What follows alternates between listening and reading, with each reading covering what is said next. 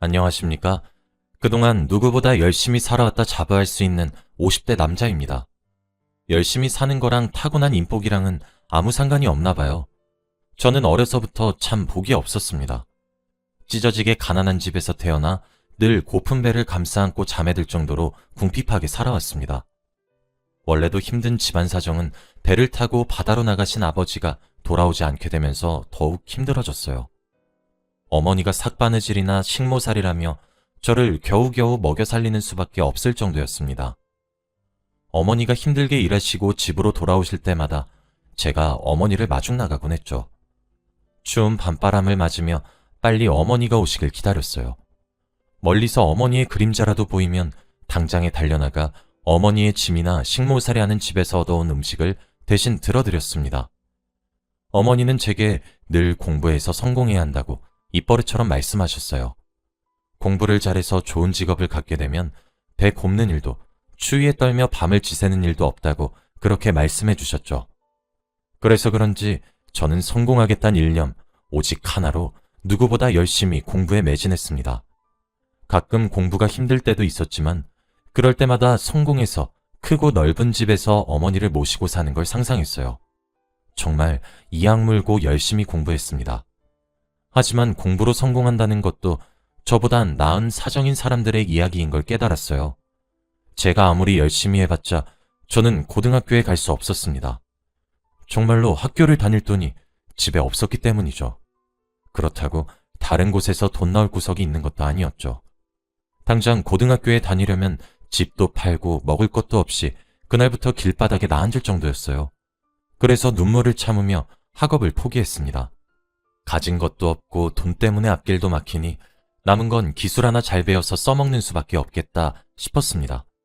그래서 집 근처 조선소에서 용접 기술 등을 배우며 먹고 살 길을 겨우 마련했어요. 먹고 살려면 뭐든 못하겠나 싶어 시작한 일이었지만 다행히도 일은 적성에 맞았습니다. 나름대로 현장에서 직책도 있고 제가 어렸을 때처럼 가난하진 않게 되었어요. 조선소에서 일만 하고 집에 돌아와서는 홀어머니 모시고만 살다 보니 어느새 결혼할 나이가 되어 있었죠. 그때쯤 제 아내를 만나게 되었어요. 정확히는 첫 번째 아내인 거죠. 아내와는 시장에서 처음 만났습니다.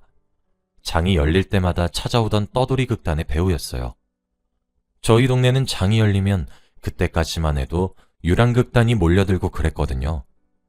제가 어느 날 아내의 공연을 보고 한눈에 반해 그 뒤로 졸졸 따라다녔어요. 처음엔 아내도 웬 무섭게 생긴 남자가 자기한테 반해 쫓아다니니 싫어하다가도 나중에 가서는 변하지 않는 제 마음을 받아주더군요. 그렇게 태어나서 처음으로 누군가와 연애라는 걸 시작했습니다. 아내는 참 해맑고 천진난만한 어린아이 같은 성격이었어요. 과묵하고 무뚝뚝한 저와는 달리 그런 밝은 성격을 가진 아내를 정말 사랑했습니다. 그래서 어머니의 반대를 무릅쓰고서라도 결혼을 했죠. 어머니는 아내를 처음부터 마음에 들어 하지 않으셨어요. 어디 길에서 굴러먹다 온 천한 계집애가 귀한 아들을 가로채냐며 우는 소리를 하셨죠. 그러면서 결혼 후에는 아내더러 집안에 남자가 없고 지원해줄 돈이 없어 지금 이런 신세일 뿐 사실은 자기 아들이 곧이라도 쳐서 저기 어디 높은 사람도 될 수 있는 몸이라고 하며 아내가 저를 극진히 모시길 바라는 눈치였습니다. 저는 아무리 제 어머니라지만 이해가 가질 않았어요.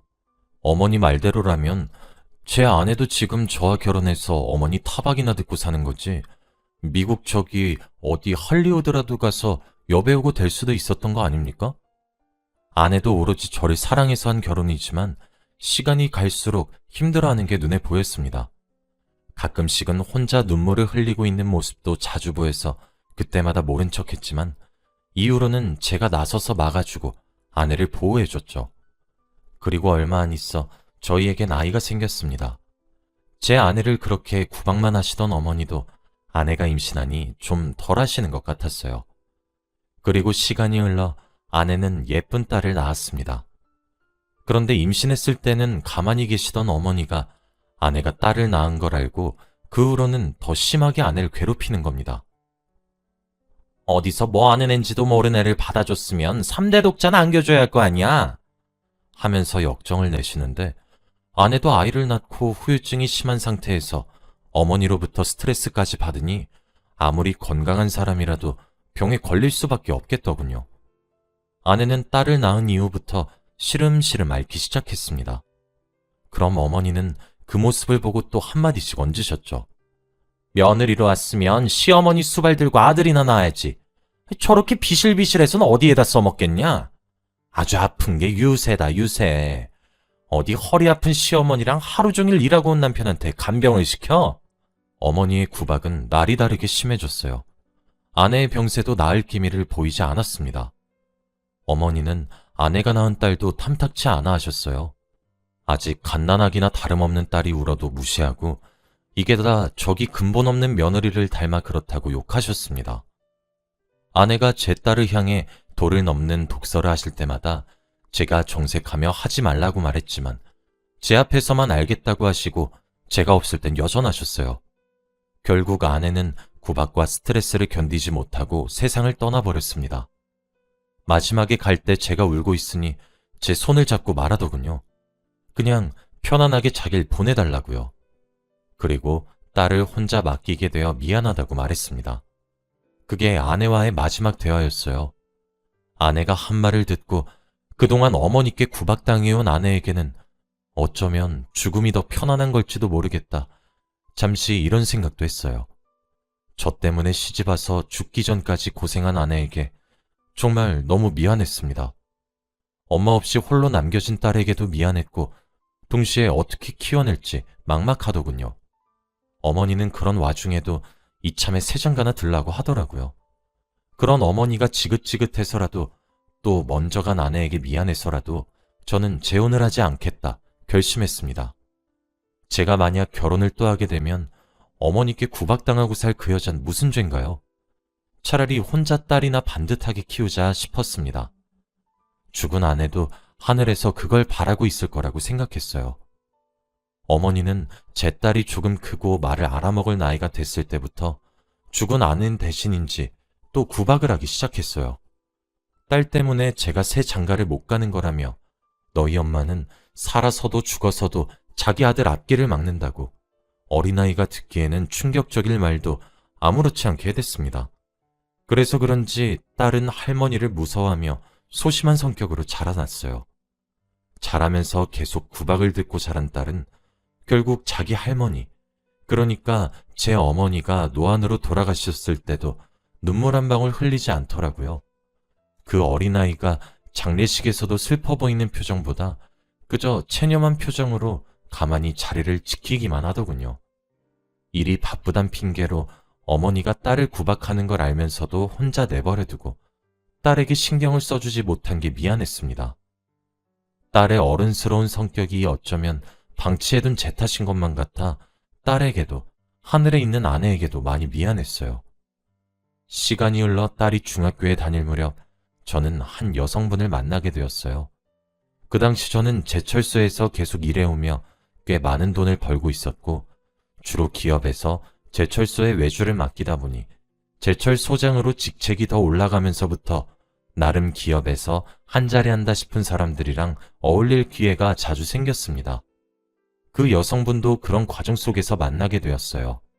그분은 나름대로 규모 있는 회사의 경영자였던 남편을 일찍 떠나보내고 죽은 남편 사이에 하나 있는 아들을 홀로 키우는 과부였어요.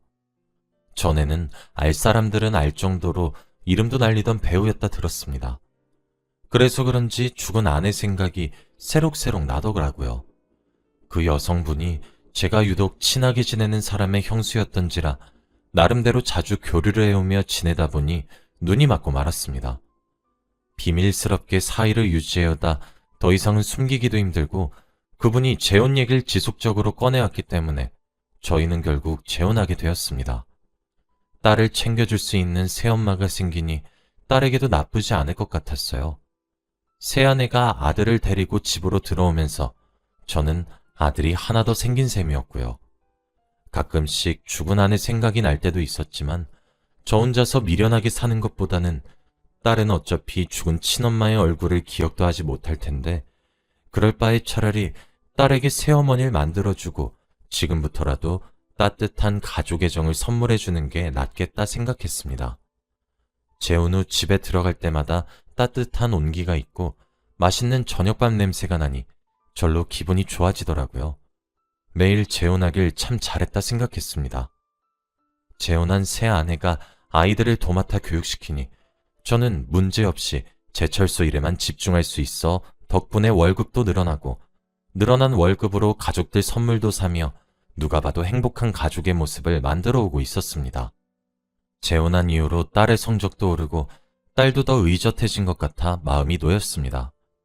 계모라 걱정했는데 새아내가 딸의 새엄마 노릇을 잘하는 것 같아 보였죠.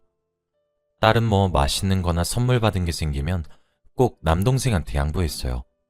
그리고 사춘기 시절을 반항적으로 보낼 법도 한데 저랑 새아내랑 남동생이 거실에 나와 TV 보며 떠들고 있으면 조용히 방문 닫고 자기 방 안에서 공부에 전념하는 것 같았습니다. 그래서 아들이 모르는 게 있으면 꼭 딸한테 가서 물어봤었죠. 예전에 제가 어릴 적 집안에 돈이 없어 공부를 포기했던 때가 떠올라 학업에 열중하는 딸의 모습이 더욱 기특했습니다. 그래서 무슨 일이 있어도 딸이 하는 공부를 지원해 주려고 노력했어요. 어느 날 고등학생인 딸에게 나중에 커서 뭐가 하고 싶냐고 혹시 세워놓은 계획은 있냐고 물으니 딸은 대학에 진학할 생각이 없다 말하더라고요. 좀 충격받았어요. 저처럼 집에 돈이 없는 것도 아니고 그렇다고 성적이 안 좋은 것도 아닌데 왜 대학을 안 가려는 건지 도무지 그 이유를 알 수 없었습니다. 게다가 딸은 대학에 안 가는 대신 집에 나가서 독립해서 살고 싶다는 겁니다. 아니, 부모님 멀쩡하고 대학을 어디 멀리 가는 것도 아닌데 여자애가 걱정되게 왜 독립을 하려 하는지 그걸 두고 또 한바탕 실랑이가 오고 갔어요. 딸과 말싸움을 하고 기분이 저조해서 안방에 들어가 있으니까 새아내가 와서 말하더라고요. 우리 큰딸 그동안 잘 자랐고 처음으로 독립하고 싶다는데 그 말 한번 들어주자면서요. 아내 말을 듣고 보니 내가 너무 심했나 하는 생각에 결국 못 이기는 척 딸을 독립시켜줬습니다. 딸이 독립하고 어딘지 모르게 쓸쓸하더군요. 새아내와 아들에겐 미안한 소리지만 그래도 친딸이니 더 마음이 가는 건 어쩔 수 없구나 생각했습니다. 그 때문이었을까요? 몸 상태가 점점 안 좋아지는 겁니다. 처음엔 가벼운 감기인 줄로만 알았는데 갈수록 기력이 닳고 잠을 푹 자도 피곤하더군요. 그러다 보니 살도 빠지고 전처럼 제철소에 나가 일을 정상적으로 하기란 힘들었습니다. 저를 돌본다고 아내가 매 끼니마다 죽을 해오거나 어디 용하단 한의원에 가서 보약도 지어오곤 했지만 시간이 지날수록 나아지기는커녕 더 아프더군요. 병원에 가보아도 의사들은 다 이유를 모르겠다고 하더군요. 혹시 죽은 아내가 하늘에서 저주라도 내리는 건가 싶었습니다. 자기는 구박받고 요절해버렸는데 저는 번듯하게 성공해서 재혼까지 하니 괘씸하게 보였을 수도 있을 것 같았어요. 새아내에게도 미안하더군요. 전 남편도 사별로 떠나보냈는데 이제 저까지 이렇게 되면 자긴 어떻게 사냐면서 저를 붙잡고 하염없이 우는데 제 가슴도 찢어지는 것 같았습니다.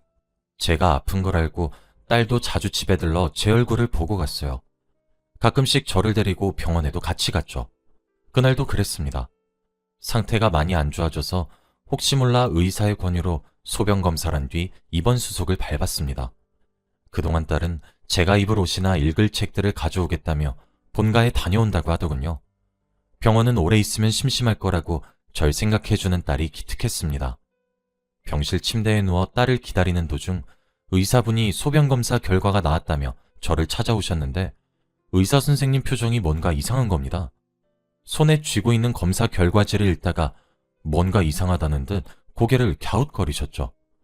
그 모습을 보고 불안해진 제가 선생님, 결과가 많이 안 좋게 나왔나요? 하고 물으니 의사 선생님께서 말씀하셨습니다. 아, 환자분, 혹시나 해서 말하는 건데 혹시 약물 과다 복용하신 적이 있으신가요? 네? 약물이라뇨? 원인도 몰라서 처방받은 약도 없습니다. 아, 역시 그렇죠. 아, 이거 이상하네. 제 대답을 들은 의사분께서는 납득이 안 된다는 표정으로 여전히 검사 결과지를 뚫어져라 보시다가 제게 설명해 주셨습니다. 여기 이 성분이 미량은 괜찮은데 지금 환자분 소변에서 다량으로 검출되어서 굉장히 위험한 상황입니다. 지금 당장 치료 들어가야 해요. 그동안 약이라고는 따로 먹은 게 없는데 이게 무슨 일인가요? 정말 충격이었어요. 의사 선생님께서는 어쩌면 그동안 제가 아팠던 이유가 이 약물 성분 때문일 수도 있다고 하시면서 섭취 경로야 그렇다 치고 워낙에 위험한 상황이니 우선 치료부터 들어가야겠다고 곧 준비해드릴 테니 잠시 기다리라 하더군요. 깜짝 놀라서 아내에게 전화를 하려고 하는데 그 순간 딸이 헐레벌떡 뛰어들어와서는 심각한 얼굴로 절 보더라고요. 그러면서 제게 말했습니다. 아빠, 놀라지 말고 들어. 아빠 지금 아픈 거 전부 새엄마 때문인 것 같아. 뭐? 갑자기 그게 무슨 소리야? 아니, 내가 아빠 옷 챙긴다고 안방에 있는 옷장 막 뒤지는데 이런 게 나온 거야. 뭔가 싶어서 봤는데 알약이길래 새엄마가 아빠 주려고 산 비타민이나 한약이겠거니 싶어서 이것도 그냥 챙겼어. 근데 아까 오는 길에 잠시 화장실에 들렀는데 새엄마 목소리가 들리는 거야. 누구랑 통화했길래 그냥 가만히 듣고 있었는데 그 후로는 딸이 자기가 녹음을 해왔다며 들려주더군요. 새아내로 들리는 목소리가 통화하고 있는 사람에게 자기라고 부르며 그 노인네는 이제 곧 죽을 것 같다며 이제 그 약 더 안 구해줘도 될 거라고 어디서 이런 감쪽 같은 약을 구해왔냐며 그동안 죽에 타서 찔끔찔끔 먹여왔는데 멍청한 노인네는 눈치도 못 챘다고 전부 당신 덕이라며 그동안 고생 많았으니 노인네 보험금이나 타서 셋이서 행복하게 잘 살자고 말하는 겁니다. 아마도 그 노인네는 저를 말하는 것 같았어요. 그리고 그 약은 상황상 오늘 검사에서 검출된 그 성분을 말하는 것 같았죠. 저는 딸의 손에 쥐어진 약병을 들고 의사분을 찾아가 성분 검사를 의뢰했습니다. 다행히 그 의사분도 짚히는 게 있었는지 자기 아는 제약회사 연구원에게 맡겨보겠다고 최대한 빨리 해달라고 부탁하면 몇 시간 후에 결과를 받을 수 있을 거라고 하더군요. 검사 결과를 기다리며 딸이 조심스레 제게 말하더군요. 아빠, 사실 나 독립한다고 떼썼던 것도 전부 새엄마 때문이야. 뭐? 새엄마가 그동안 공부 못하면 자기 아들 과외 선생으로 부려먹을 가치가 없다고 그러면서 어딜 돈 아깝게 대학 갈 생각을 하냐고. 대학은 꿈도 꾸지 말라고 했었어. 간식 같은 것도 먹으려고 하면 죽일 듯이 노려보면서 자기 아들한테 양보하게 했고 혹시라도 반항하면 밥도 굶기고 그랬었어. 그래서 나 집 나간 거야, 아빠. 도저히 못 견디겠어서. 딸이 담담하게 그동안 있었던 일을 말해주는데 피가 거꾸로 솟는 것 같았습니다. 제가 없는 사이 그동안 그런 일이 있었는 줄은 꿈에도 몰랐어요. 어쩌다가 저희 부녀가 그런 악랄한 사람 때문에 찢어져야 했던 건지 눈물이 울컥 차올랐습니다. 잠시 후 의사 선생님이 알려주셨어요. 제 소변에서 나온 성분과 정체 모를 약병에 들어있던 알약의 성분이 완전히 일치한다고 나왔습니다. 예상은 했지만 이렇게 확인 사살 받으니 더 충격적이었습니다. 새아내가 정말 저를 어떻게 하려고 뒤에서 누군가가 짜고 쳤다니. 저도 이 사실을 알게 된 이상 마냥 가만히 있을 수만은 없더군요. 딸이 가지고 있는 증거들을 경찰에 제출하고 새아내를 신고했습니다. 재빠르게 경찰 조사가 착수됐고 저희 집안을 압수수색하고 새아내를 잡아들여 신문하기 시작했습니다. 그랬더니 또 놀라운 사실이 하나 밝혀지더군요.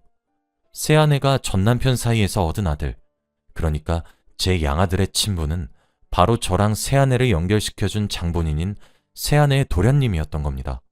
새아내 전남편의 남동생이요. 둘은 오래된 내연관계였다고 합니다. 저를 처음 소개시켜 주었을 때도 원래부터 이런 목적을 가지고 소개시켜 주었던 거라고 해요. 저의 생명보험금을 가로챌 생각이었던 겁니다. 모든 걸 알고 나니 소름이 돋더군요. 지금은 새아내와 그 내연남이 재판에서 살인미수 혐의를 선고받고 징역살이를 하고 있습니다. 수사하며 파헤쳐진 새로운 사실 때문에 전 남편도 새아내가 그런 게 아니냐는 가능성이 제기되어 추가 수사에 들어갔다고 해요. 이것까지 사실로 밝혀진다면 최소 몇십 년은 감옥에서 썩게 될 것 같았습니다. 저는 이런 큰 사건을 겪고 몸도 마음도 힘들었지만 딸의 도움으로 지금은 회복 중에 있습니다.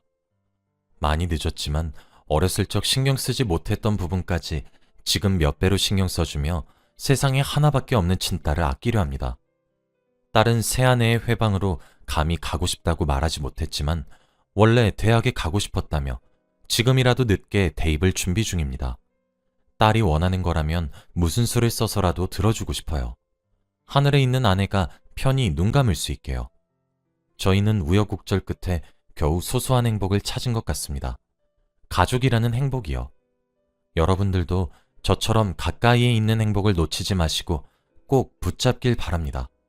이야기 들어주셔서